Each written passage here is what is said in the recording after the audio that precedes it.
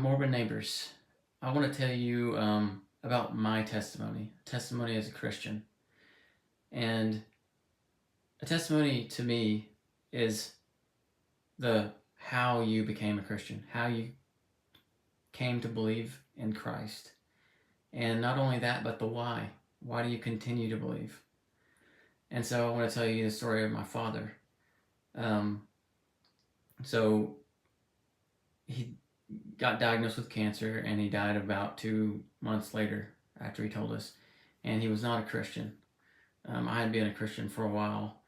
And so, as a Christian, knowing that he'd heard the message and had not accepted it, that would mean that he would go to hell and he would not be in heaven with me.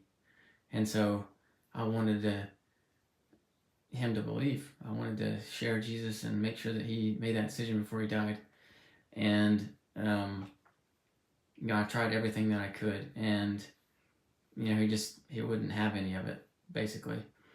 And so I was going through Luke and praying a lot during that time, and got to the garden scene before his crucifixion, and he says, "Not your will, or not my will, but your will be done." And I prayed that day for my father. I said, I'm going to trust him and his salvation to you, Lord. And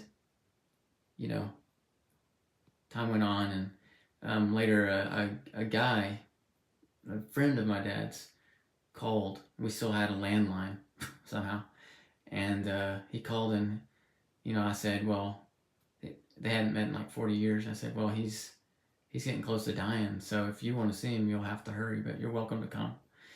And 3 days before my father passed, my mom brought me in, and she said, your dad has something to tell you. And he couldn't talk, so she had to say it for him. But it was that he accepted Jesus. And he held me. I cried. But it turns out that friend of his was a pastor. And it was the thing that he needed to come to faith in Christ. And that's a story of God's faithfulness in my life.